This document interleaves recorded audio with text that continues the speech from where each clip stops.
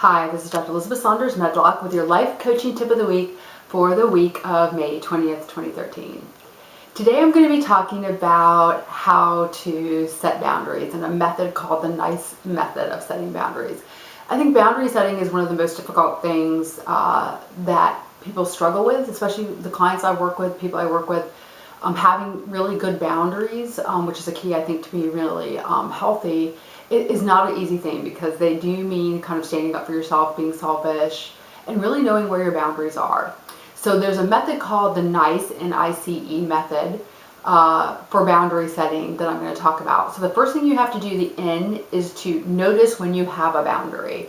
Now the boundaries are all those things that we have that really define on how we live and move in the world, the people that we let into our lives, the time and energy we spend in certain activities is all defined by the boundaries you set.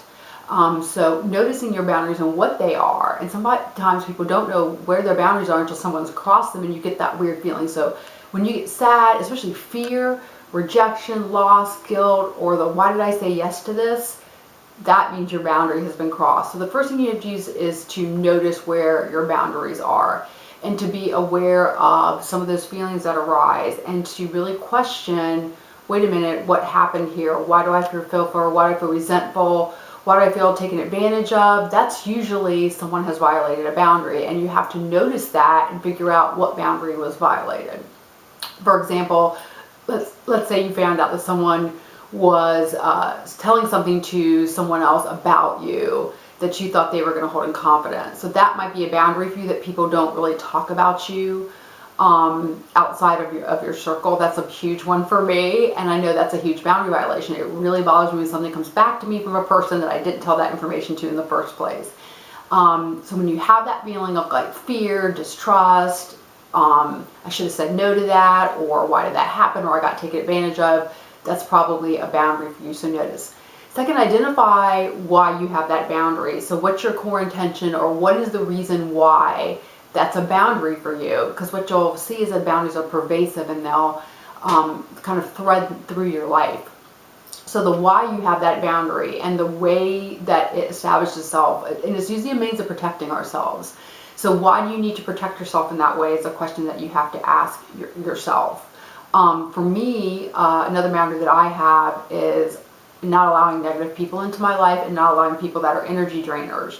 So if someone comes in and wants to talk a lot of negative stuff, they're out. I don't really put up with that. That's crossing a boundary for me because I have a boundary line there. And just the why of it is because I think negativism sucks your energy. It makes you feel down. You get dragged into having conversations that you don't really want to have. And so I know why and what my core kind of feeling is, my intention is of why I don't get into negative conversations or want to be around negative people. So figure out, identify the why behind you have that boundary. The C is really commit to living by that boundary. So once you have a boundary, you have to say, I have to hold that boundary. And that's the hard part, because you can say I have a boundary, but you don't hold it. So you have to commit to saying, if people are starting to talk negative and you don't want to engage in that conversation, you have to commit that you're not going to do it, and you're going to communicate you're not going to do it.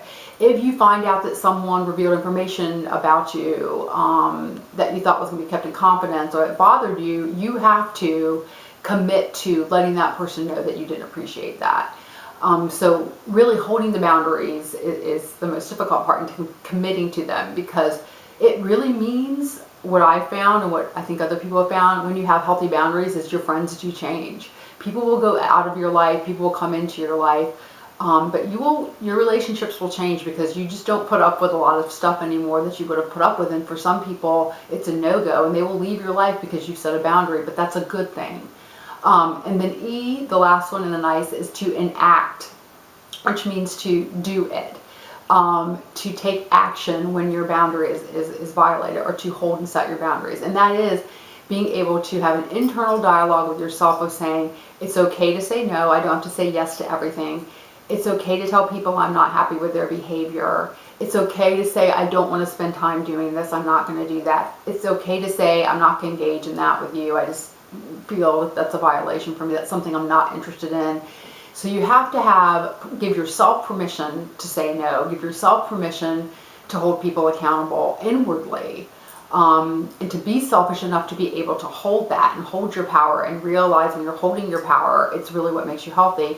But have strategies then to tell people on the outside that you're not going to do things, or that you don't want to have that conversation, or maybe sometimes that you don't want that person in your life. Those are conversations that have a lot to do with boundaries.